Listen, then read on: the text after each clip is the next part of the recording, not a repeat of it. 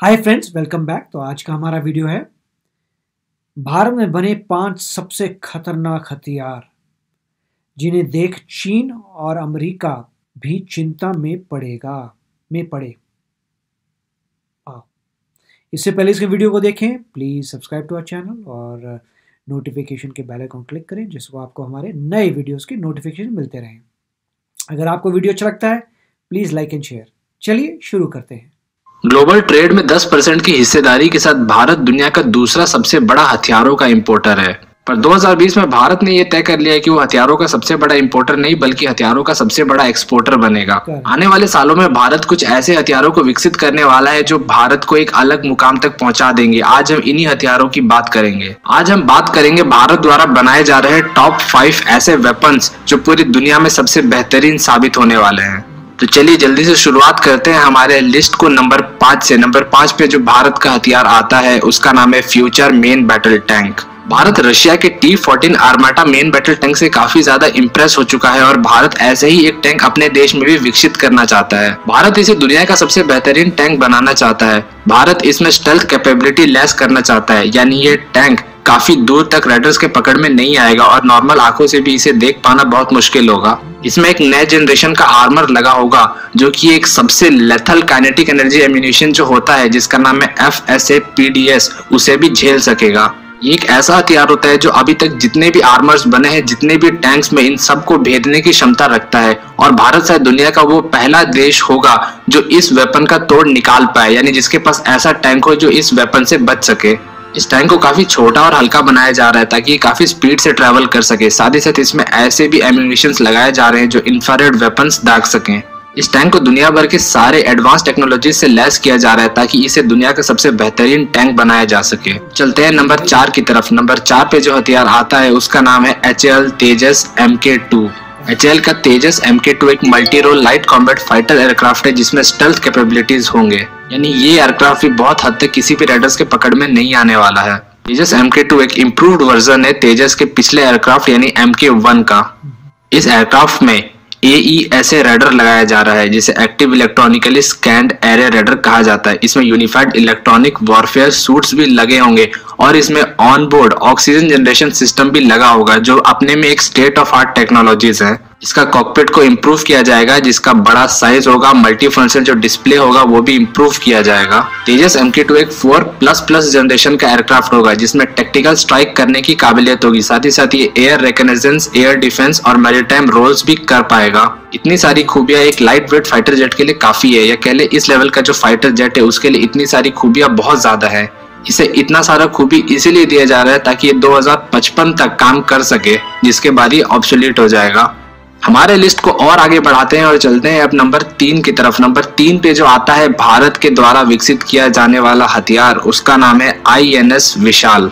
INS विशाल अभी development के stage में है और ऐसा माना जा रहा है कि ये 2026-27 तक कमीशन हो जाएगा। ये एक न्यूक्लियर पावर्ड एयरक्राफ्ट कैरियर होगा जिसका साइज अभी के मौजूद INS विक्रम आदित्य से 50% ज्यादा होगा। ये DRDO के जो ऑरा UAVs हैं उनको भी ऑपरेट कर पाएगा, यानी जो UAVs है वो भी इसके ऊपर रहेंगी। INS विशाल अपने ऊपर 55 एयरक्राफ्ट को रख पाएगा जिसमें 35 फिक्स्ड विंग होंगे यानी एरोप्लेन टाइप के होंगे और 20 रोटरी विंग्स यानी हेलीकॉप्टर टाइप के होंगे। इसके ऊपर कैटोबार एयरक्राफ्ट लॉन्च सिस्टम का इस्तेमाल किया जा रहा है। ये एक ऐसा सिस्टम है जो आज तक सिर्फ अमेरिका के और बाकी जो नेटो कंट्रीज हैं उन्हीं के एयरक्राफ्ट कैरियर्स में दिखाई देता था। इस टेक्नोलॉजी में एयरक्राफ्ट जब टेक ऑफ करता है एयरक्राफ्ट कैरियर के ऊपर से तो वो एक कैटापुल्ट असिस्टेड टेक्नोलॉजी के साथ करता है और जब लैंड करता है तो अरेस्टेड रिकवरी होता है, यानी एक रस्सी फेंक करके उसे रोका जाता है। INS विशाल पहला नॉन वेस्टर्न एयरक्राफ्ट कैरियर होगा जिसमें इतना कॉम्प्लेक्स कैटोबार लॉन्च कैपेबिलिटी लगा है। कैटोबार सिस्टम को इसलिए लगाया जा रहा है क्योंकि ये एयर फ्रेम्स जो होते हैं एरोप्लेन के उनके ऊपर बहुत ही कम प्रेशर डालता है जिसकी वजह से उनका जो मेंटेनेंस कॉस्ट है वो भी कम हो जाता है और ये काफी लंबे समय तक चलते रहते हैं बिना किसी वेयर एंड टियर के। साथ ही साथ ये जो टेक्नोलॉजी होता है ये इनेबल करता है एक एयरक्राफ्ट को कि वो हैवी वेपन्स अपने साथ ले जा सके। इसकी तीसरी खूबी ये है कि इसके वजह से जो टेक ऑफ और लैंडिंग होता है वो काफी फास्ट हो जाता है। चलते हैं थोड़ा और आगे और देखते हैं नंबर 2 पे कौन सा वो हथियार है जिसे भारत विकसित करने वाला है। नंबर 2 पे जो हथियार आता है उसका नाम है अग्नि 6। अग्नि 6 एक इंटरकॉन्टिनेंटल बैलिस्टिक मिसाइल है जो अभी डेवलपमेंट के स्टेज में है जिसे DRDO विकसित कर रहा है इंडियन आर्मी के लिए। अग्नि 6 एक 4 स्टेज इंटरकॉन्टिनेंटल बैलिस्टिक मिसाइल है। अग्नि 6 में बहुत ही मैसिव 3 टन का वॉरहेड कैरी करने का क्षमता होगा, जो कि अभी तक की किसी भी अग्नि मिसाइल से 3 गुना ज्यादा है, क्योंकि अभी तक का जो मैक्सिमम कैपेबिलिटी है किसी भी अग्नि मिसाइल में वो है 1 टन का। ये कैपेबिलिटी अग्नि 6 को अलाउ करेगा कि वो एक साथ बहुत सारे न्यूक्लियर वॉरहेड्स को ले जा सके और MIRV टेक्नोलॉजी का इस्तेमाल कर सके, यानी multiple independently targetable re entry warheads, जिसमें हर एक वॉरहेड्स या हर एक जो वेपन होगा वो अलग अलग टारगेट्स पे स्ट्राइक करेगा, यानी एक साथ 5 या 6 जगह पर न्यूक्लियर हमला किया जा सकता है। इसमें जो हर एक वॉरहेड होगा उसे मैन्यूवरेबल री एंट्री व्हीकल यानी MARV कहा जाएगा, जिसमें हर एक अपना मैन्यूवर करते हुए नीचे जाएगा, अपने टारगेट को ढूंढेगा, एनिमी को कंफ्यूज करते हुए अलग अलग टारगेट्स पे जाकर के स्ट्राइक कर देगा।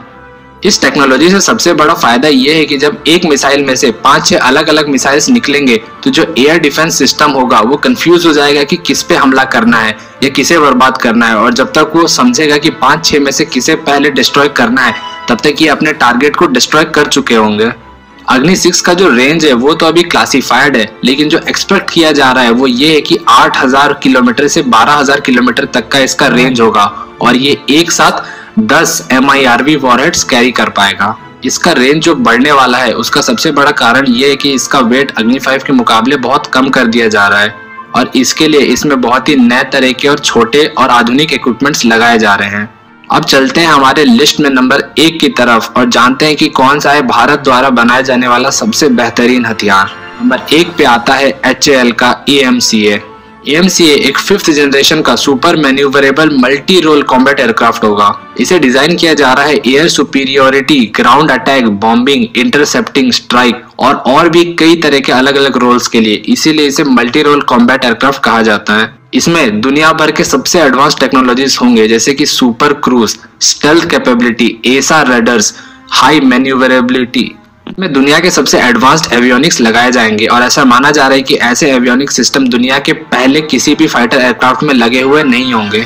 इस फाइटर जेट की खूबियों को देखते हुए एक्सपर्ट्स ऐसा मान रहे हैं कि दुनिया का और कोई भी एयरक्राफ्ट इसका मुकाबला नहीं कर पाएगा, फिर चाहे वो रशिया का कोई एयरक्राफ्ट हो जैसे सुकोई 57 या अमेरिका का F-22 या F-35। इसमें 2 इंटरनल वेपन बेस होंगे जिसमें एक 4 एयर टू एयर मिसाइल को कैरी कर पाएगा, यानी total 8 air to air missile इसमें कैरी हो पाएंगे। साथ ही साथ इसमें 30 mm का एक कैनन लगा होगा। इसका एक्सपेक्टेड टॉप स्पीड माना जा रहा है 2.5 मैक, यानी साउंड से 2.5 गुना ज्यादा तेज होगा ये, और ऐसा माना जा रहा है कि ये 60,000 फीट के अल्टीट्यूड पर ऑपरेट कर पाएगा। ये थे भारत द्वारा बनाए जा रहे 5 सबसे बेहतरीन वेपन्स। काफ़ी अच्छा वीडियो था और मुझे बहुत खुशी हुई है कि इन्होंने जो है तीनों जो है आर्मी, नेवी और एयरफोर्स को कवर किया है। तो सबसे पावरफुल तो ऑब्वियसली वो एम का दिखा रहे हैं, AMCA जो फाइटर प्लेन होगा, स्टेल्थ फाइटर मल्टी रोल, तो वो बहुत अच्छी बात है। उसके बाद जो नेवी का जो एयरक्राफ्ट कैरियर आ रहा है, मेरे ख्याल से वो बहुत ज़रूरी था, क्योंकि कह रहे थे कि इंडिया के पास एक बैकअप एयरक्राफ्ट कैरियर नहीं है। और ये भी जो बोल रहे हैं कैटापुल्ट वाली टेक्नोलॉजी का, जिसमें कैटापुल्ट से ऊपर जाता है और फिर वापस उतरता है तो रस्सी फेंक के फिर रुकता है, तो वो भी बहुत अच्छी बात है। क्योंकि उसमें अच्छी बात यह है कि वो सिवाय वेस्टर्न नेटो पावर्स के अलावा किसी के पास नहीं है। इसका मतलब है कि इनका कहना है कि रशिया के पास भी नहीं है, तो अगर ये चाइना के पास भी नहीं है, तो अगर ये आता है दैट विल बी अमेजिंग कि जो ये एयरक्राफ्ट कैरियर है कैटापुल्ट वाला। और ऑफ कोर्स AMCA का तो कह ही रहे थे कि वो जो है बेटर होगा रशिया से और US से, तो अगर रशिया और US से बेटर होगा तो ऑब्वियस है कि चाइना से भी बेटर होगा। अब जो बारी आई है उसके बाद आई थी टैंक की, वो भी अच्छी बात है, टैंक चाहिए। तो टैंक जो है वो कन्वेंशनल वॉरफेयर में यूज़ होते हैं ऑफ कोर्स, कि कन्वेंशन को, कि हमारा रूल ये है कि हम न्यूक्लियर वेपन्स पहले नहीं यूज़ करेंगे, और अगर किसी ने हमें लगा न्यूक्लियर वेपन लॉन्च किया है या हमें पक्का कंफर्म हो गया कि न्यूक्लियर वेपन्स दूसरी कंट्री लॉन्च करने वाली है हमारे ऊपर, तब हम लॉन्च करेंगे। तो जब तक न्यूक्लियर वेपन्स नहीं आते तब तक कन्वेंशनल वॉरफेयर चलता है, जिसमें टैंक्स, तो इसलिए बहुत ज़रूरी है कि टैंक्स को इम्प्रूव करना। तो बहुत अच्छी बात है कि टैंक्स भी इम्प्रूव हो रहे हैं।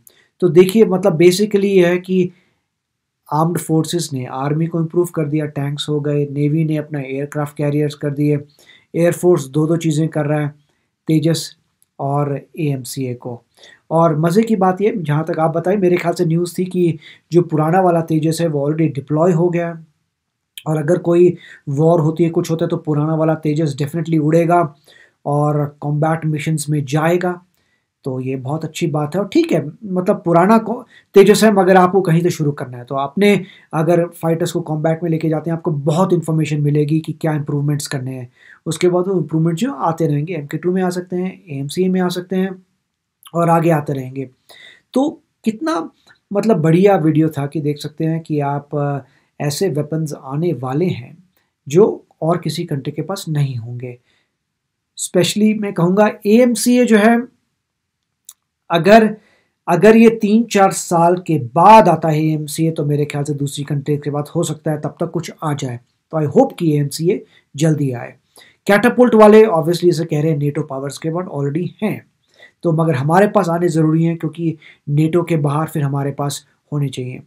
अब एक बात है कि जब इंडिया इतने पावरफुल वेपन्स बना रहा है और 2-4 साल में ये सब वेपन्स आ जाएंगे, तो उसके बाद ये भी होगा कि इंडिया जो है अपने एलाइज को एक्सपोर्ट भी कर सकता है। मान लीजिए जो प्रोटेक्टोरेट बन जाते हैं, जैसे ये होगा कि आप जो है कोलैबोरेशन कर सकते हैं नेपाल से कि हम तुम्हें सपोर्ट करेंगे, सारा का सारा आर्म्ड जितने भी वेपन्स हैं उसके बदले में तुम जो हो हमें कंट्रोल करने दोगे अपनी आर्मी को। ये सिमिलर आप कहेंगे, अगर आप सोचते हैं कि ऐसा कैसे हो सकता है, तो ऐसा होता है। जैसे जापान का जो है पूरी जो सिक्योरिटी की जो रिक्वायरमेंट है वो अमेरिका पूरी करती है। तो जापान पैसा देता है और अमेरिका जो है वहाँ पे अपने वेपन्स रखती है और गारंटी करती है कि जापान को प्रोटेक्ट करेगी। सिमिलर अरेंजमेंट साउथ कोरिया के साथ भी है। तो साउथ कोरिया का भी प्रोटेक्टोरेट US है, इसीलिए जब भी नॉर्थ कोरिया कुछ घपले करता है तब अमेरिका जल्दी से वहाँ पे जाके काउंटर बैलेंस करता है, क्योंकि अमेरिका ने गारंटी दे रखी है साउथ कोरिया को कि तुम्हें हम बचाएंगे अगेंस्ट एनी अटैक। उसके बदले साउथ कोरिया पैसा देता है। तो सिमिलरली ऐसा होगा कि हमारे जो नेबर्स हैं, स्पेशली नेपाल आप ले लीजिए, श्रीलंका ले लीजिए, बांग्लादेश ले लीजिए, और आगे बर्मा ले लीजिए, तो ये सारी कंट्री जो है, अगर आप इतने मॉडर्नाइज हो जाएंगे तो आप इन सब कंट्रीज़ का भी बोल सकते हैं कि आप हमें पैसा दीजिए और हम जो है आपकी प्रोटेक्शन की गारंटी देते हैं। और वो तब होगा जब इंडिया के पास वाकई बहुत ही शानदार वेपन्स होंगे जो टेस्टेड होंगे। वेपन बनाना एक बात है कि आपने वेपन बना दिया, परंतु कॉम्बैट में जब यूज़ होंगे, जब कॉम्बैट होता है, और हमारे बदकिस्मती ऐसी है कि कॉम्बैट हमारा होता रहता है, तो कोई ना कोई पाकिस्तान के साथ लड़ाई झगड़ा चलता रहता है, यहाँ चाइना के साथ चल रहा है। तो और एक अलग दूसरी अपॉर्चुनिटी है यूनाइटेड नेशंस की, जब इंडिया जो यूनाइटेड नेशंस को अपने सोल्जर्स भेजता है और उनके बिहाफ पे जब लड़ाइयाँ लड़ता है, तो उससे इतना होगा कि इंडिया के वेपन्स जो हैं टेस्ट हो जाएंगे। कि वो मतलब वो बदकिस्मती इस बात में है कि फाइटिंग होती रहती है, क्योंकि इंडिया को ऑफकोर्स कोई भी कंट्री चाहती है कि पीस हो, कि इंसान आगे बढ़े लाइफ में, ये लड़ाई झगड़े में क्या रखा हुआ है। मगर अगर लड़ाई झगड़ा होता है तो हम जीतेंगे। और दूसरी बात यह है कि इन लड़ाई झगड़ों से हम और सुपीरियर हो रहे हैं, हमें लड़ने की प्रैक्टिस हो रही है और हमारे वेपन्स को भी ट्राई आउट करने का मौका मिल रहा है। कई बार जो होता है कि प्रैक्टिस होती हैं, तो आप देख रहे हैं मालाबार में जब प्रैक्टिस हो रही है और कई दूसरी कंट्रीज के साथ प्रैक्टिस होती है, तब अपने वेपन्स यूज होते हैं, मगर आप एक्चुअली फायर नहीं कर सकते, राइट? आप फायर करके डिस्ट्रॉय तो नहीं कर सकते किसी और चीज़ को, प्रैक्टिस ही है। तो एक्चुअल जो टेस्टिंग है मेरे ख्याल से वॉर में ही होती है और कॉन्फ्रंटेशंस में होती है।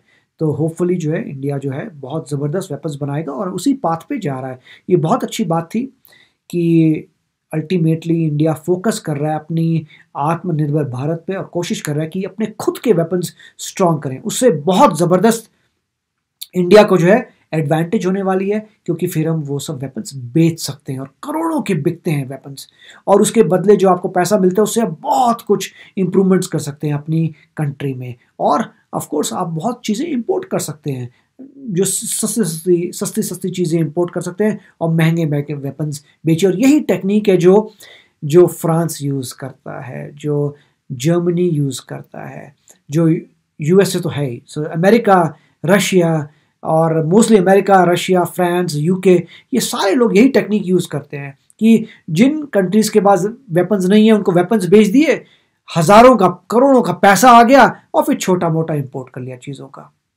तो बहुत अच्छा वीडियो था गाइस, और फिर मिलेंगे आपको अगले वीडियो में। Take care, bye bye.